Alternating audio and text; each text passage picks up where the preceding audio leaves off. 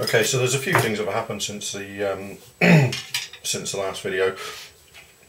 The main thing that's happened is with the interior. I've finished off painting the interior, adding the decals, and it's been glued in place. Very nice join here. It locates very firmly between actually two pegs in the fuselage halves, which will trap the interior in exactly the right place. So looking at the instructions, there's very little else apart from the interior to add before you can join the fuselage halves. Now, looking around on some of the forums, as I said at the beginning, this is going to be largely out of the box, but if there's a simple improvement I can make to a model without too much trouble, I'm happy to do that. And one of the things that's been pointed out on this model is that this area here, these little fillets that go onto the tail stinger, they're way too thick in the model. Fortunately, if you take the top off, it gives you good easy access to those little fillets there to thin them down. So what I'm going to do is spend a few minutes just working on those to thin them down to make them hopefully a bit more accurate than they otherwise would be. So I'm just looking for a... So what I'm going to use is this little flat file here. One edge of this flat file is smooth, so you won't be actually cutting in sideways into anything. One side's smooth, one side's got teeth on it. So if I put the smooth side towards the stinger, that means I won't actually cut into the stinger while I'm sanding, and then it's really just a case of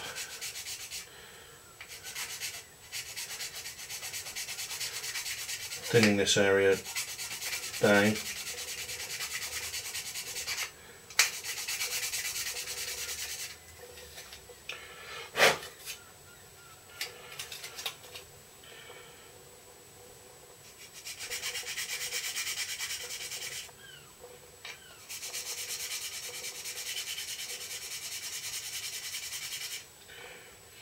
Keeping an eye on how much you remove so you don't go too far.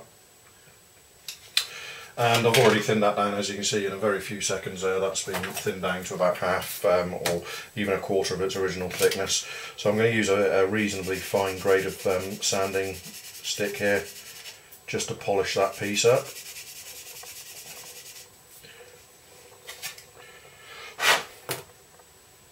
And that's it.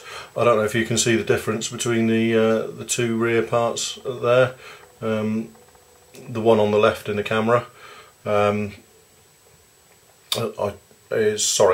one on the right, I believe. Anyway, the port side one, shall we say, I've thinned down, and the starboard side one is yet to be thinned. As you can see, it took less than a minute to do that, and it's a quick and immediate improvement. So I'm just going to do the other side now, which hopefully will be just as quick. Again, making sure I choose the side of the file that hasn't got the teeth on it, so I'm not biting into anything sideways into the stinger while I'm filing that away.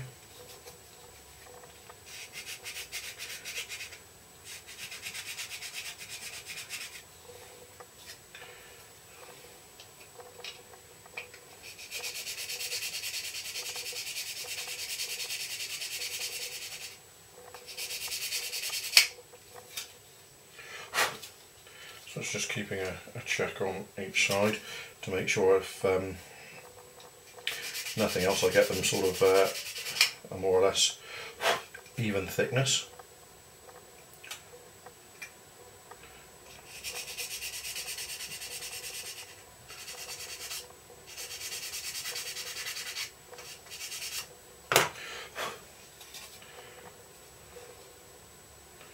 Just got a little bit more that can come off of that one.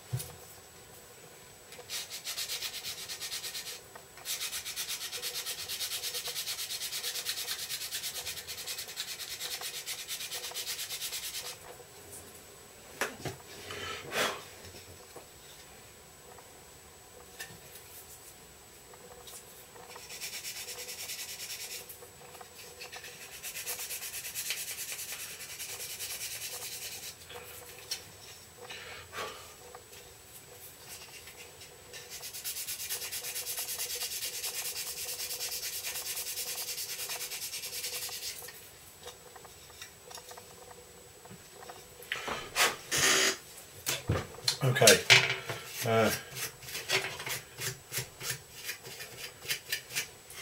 That, like I say, is that done. It's a quick couple of minutes worth of work there to get that result that I wanted.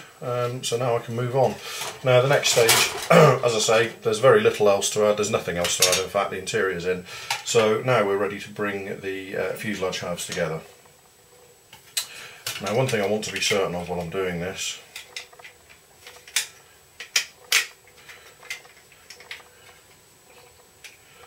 is the way the wings, in fact, go into place. And you can see on the starboard side of the wing, I just need to sand a tiny little bit away from that, and then start and then check the fit again.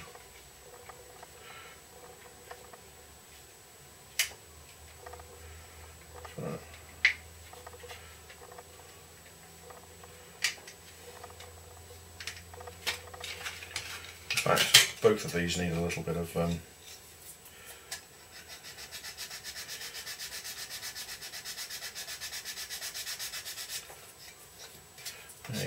tiny bit of sanding. One of the things I like about newer Hasegawa kits is, if you can see, there are in fact some very large pegs which mount into holes in the other side of the fuselage, which really locks it all in place exactly where it could be. If the fit, if the tooling wasn't precise enough, that could be a bit of a nightmare. But fortunately, Hasegawa's tooling is always, these days, so more or less precise that it's a definite help rather than a hindrance. So again, just a what I'm looking for is for these wing inserts to slip into the recess in the top side without having to force or clamp it into place. The only clamping I want to do is actually just to keep the pieces together while they dry. So that now slips in there. We work around the fuselage, and that now, yeah. So that's fine. What I'm going to do is go over to my collection of pegs. These are just closed pegs. I reversed the closed pegs because it just makes a little bit of a better clamp, and I've glued some pieces of old rubber glove inside the actual jaw part there to give them a bit more grip on shiny plastic when you're clamping it.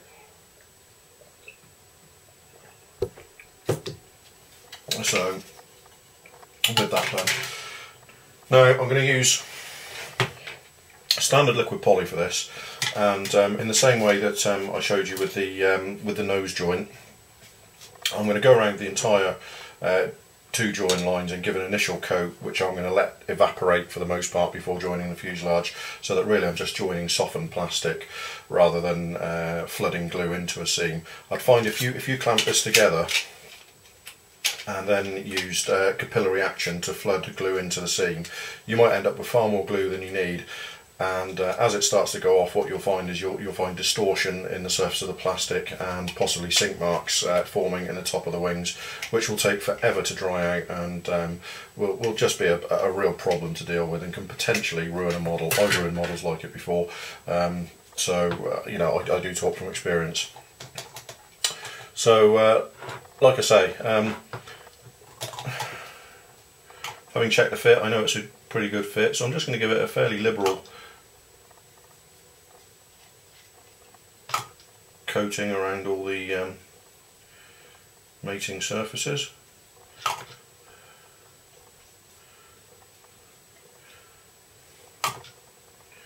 So pretty much by the time I get back to the beginning, the stuff at the other end will have already more or less evaporated, but having left the plastic suitably soft.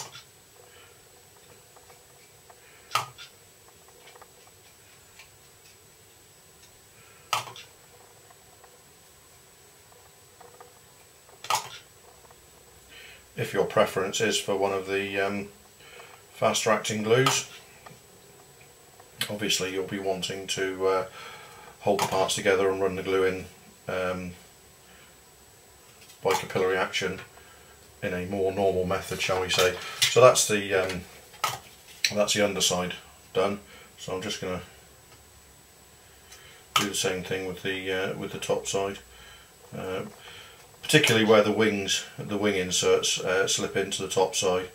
I do really want to give that the majority of the glue a chance to evaporate off, as I say, to reduce any possibility of the glue not drying out because it's trapped in the join and causing sinkage or distortion later on.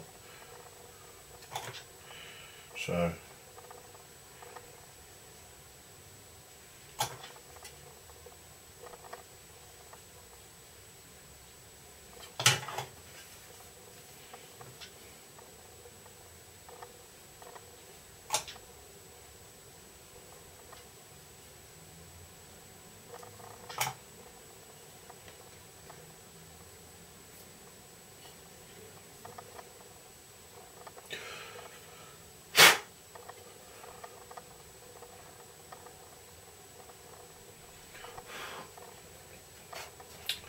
okay, so that having been given you know, a few seconds for most of the excess glue to evaporate off, what I'm going to do is just add a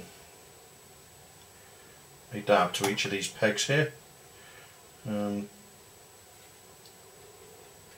just to lock them in place, and a bit on the interior pegs as well, and then I'm going to bring it together and see how it goes.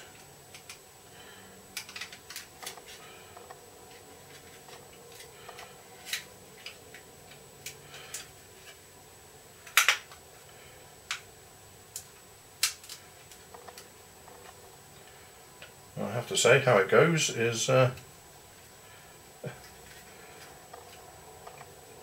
pretty much perfect. I'm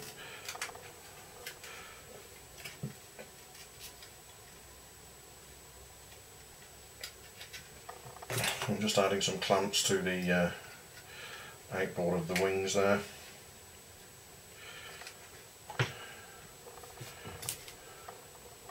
I'm just going to use a tiny little bit of glue in a capillary action into this lower join because it's dried out excessively. But that said, before I actually push the join together, I am going to run a cotton bud along it, just to once again remove the excess.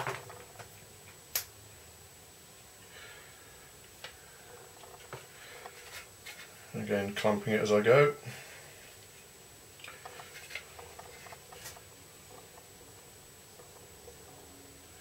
So, like I say, that's plenty of glue into that join.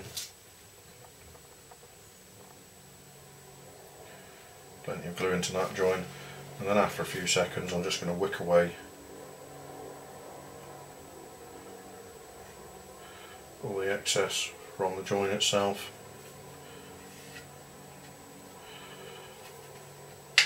Push the halves together. And that is basically, the job is done.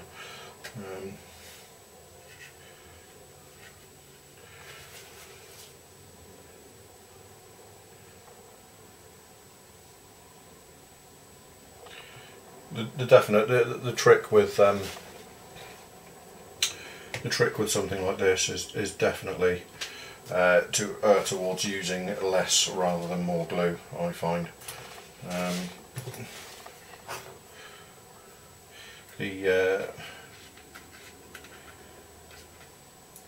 The fit is so good that the least you can use, the better.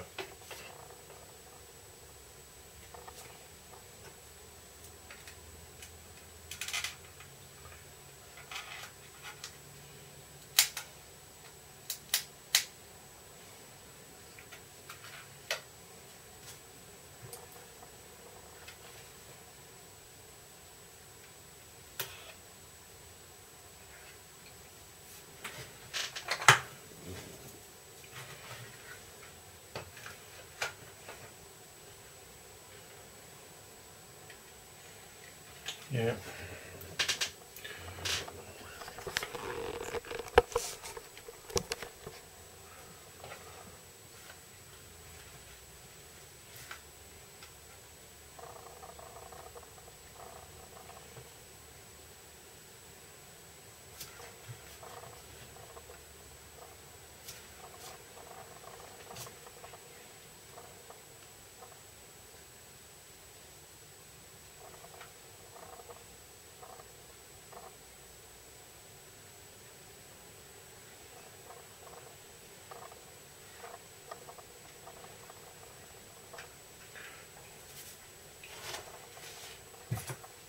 I do apologise if some of this construction you've missed because of the poor camera angle.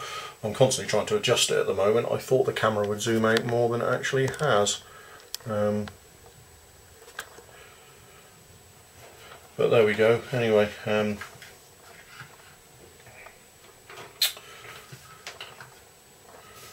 so there's the fuselage halves joined together. Now, one of the annoying little things is some of the glue actually leaked through from the inner flap area onto the top side of the fuselage here, and I've left a finger mark just here, which I'll have to sand and polish out when it's thoroughly dry. It's not a major disaster, but it's a minor irritant, shall we say. So that's it for now, and more to follow when that's dry.